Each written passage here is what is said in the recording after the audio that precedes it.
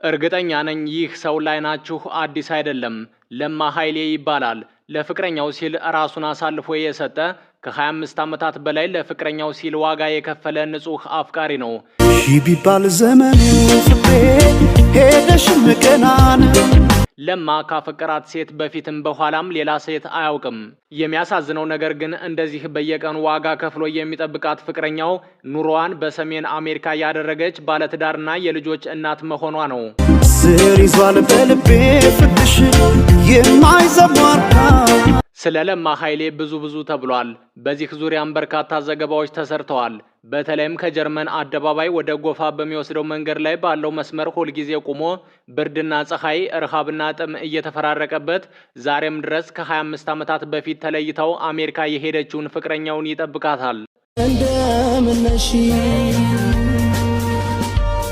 አረ እንደነሽ የለማን የፍቅር ታሪክ በተመለከተ የተጻፈው ግጥምም እንዲህ ይላል። ጠበኩሽ እኔማ እዛው ስፍራ ቁሜ በአክሱም ቁመና በላሊበላ እድሜ እግሮችን ተክዬ ቀኔን አስረዝሜ በሄድሽበት መንገድ ልቤ እየነጎደ ስንት ነገር መጣ ስንት ነገር ሄደ ስንት ጊዜ ነጋ ስንት ጎህ ቀደደ ስንት ዝናብ ጣለ ስንት ጊዜ አባራ ትመጫለሽ ብዬ በቆምኩበት ስፍራ ሰማይና ምድር ያልፋሉ ታያለሽ እኔ ግን እዚያው ነኝ አንቺ እስክትመለሽ ይላል ለማ ለፍቅረኛው ሲል የከፈለውን ዋጋ በተመለከተ የተጻፈው ግጥም። ለማ በሙያው ኢንጂነር እንደሆነ ይነገራል። ነገር ግን በአንድ ወቅት ከአንድ ሴት ጋር የፍቅር ግንኙነት ከጀመረ በኋላ ብዙም ሳይቆይ ነበር ፍቅረኛው ጥላው ወደ አሜሪካ የሄደችው። በኋላም ከፍቅረኛው ጋር ለመጨረሻ ጊዜ የተሰናበቱበት እዚህ በምትመለከቱት ጎፋ መስመር አካባቢ አሁንም ዛሬ ነገ ትመጣለች እያለ ፍቅረኛውን ይጠብቃታል።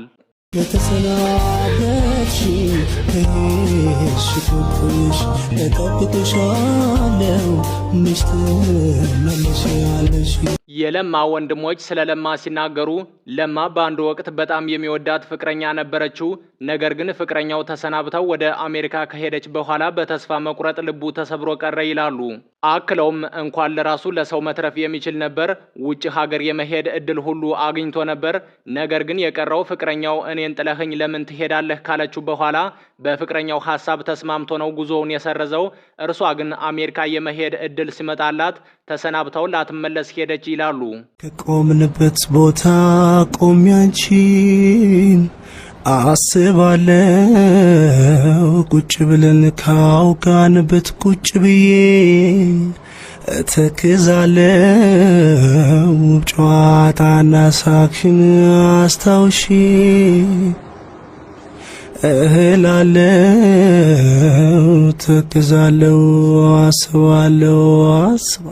በአንድ ወቅትም ጠዋት ተነስቶ ሄዶ የሚቆምበት ቦታ ላይ ተገኝተው ጋዜጠኞች ለምንድነው ሁልጊዜ እዚህ ቦታ እየመጣህ የምትቆመው ብለው ጠየቁት።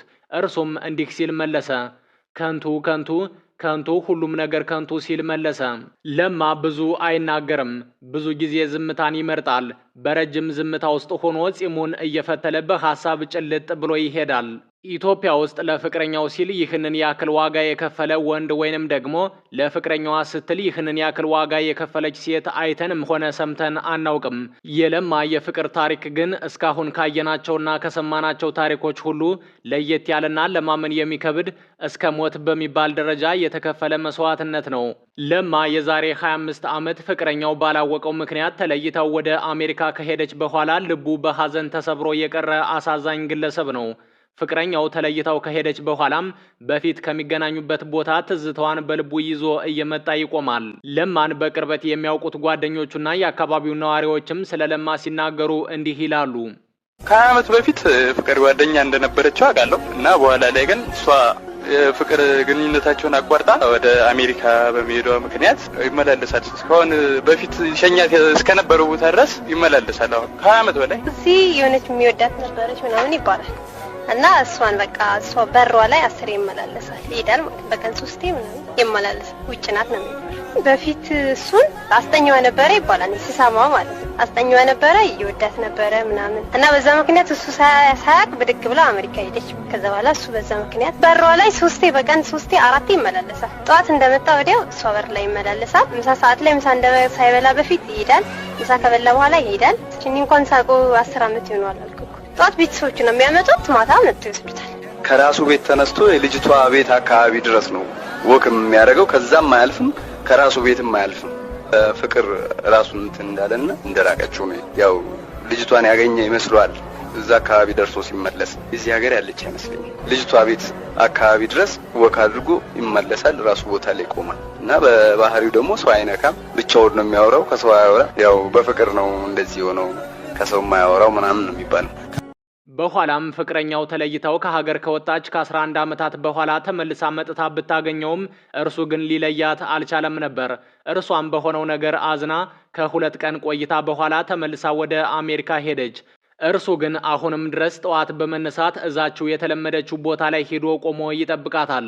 ይህ የለማ የፍቅር ታሪክ ብዙ ሰዎችን ያሳዘነና ያስገረመ እንዴት የሚል ጥያቄንም የፈጠረ ታሪክ ነው። የፍቅረኛው ቤተሰቦች ሆን ብለው ፍቅረኛውን ከእርሱ ለመለየት የሚወዳትን ልጅ ወደ ሰሜን አሜሪካ እንደሚልኳት በማወቋ ለማን ልትሰናበተው እዚያው አሁን የቆመበት ቦታ ላይ ሄዳ ተሰናብተው እንደሄደች ታሪኩን በቅርበት የሚያውቁ ሰዎች ይናገራሉ።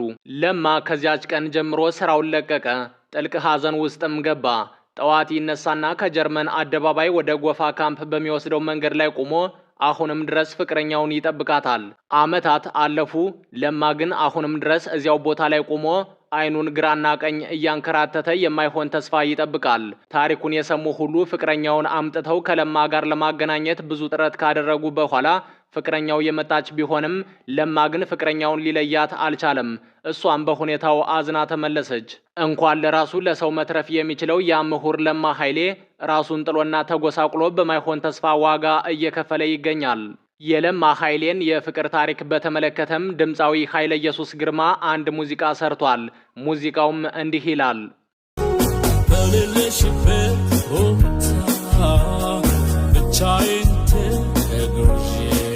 ሚካኤል በላይነህ ደግሞ ትመጭ እንደው እያለ የለማን ታሪክ ተመርኩዞ ዘፍኖለታል።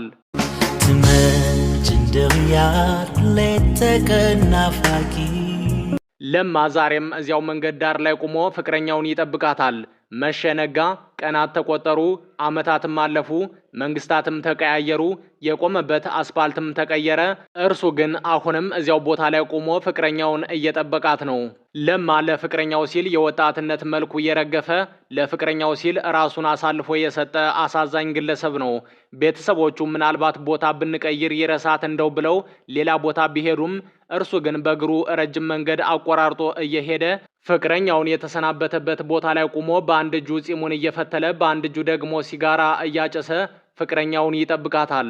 ይህ የለማ ታሪክ ብዙ ሰዎችን ያስገረመና ያሳዘነ ታሪክ ነው። ለ25 ዓመታት የተከፈለ የፍቅር መስዋዕትነት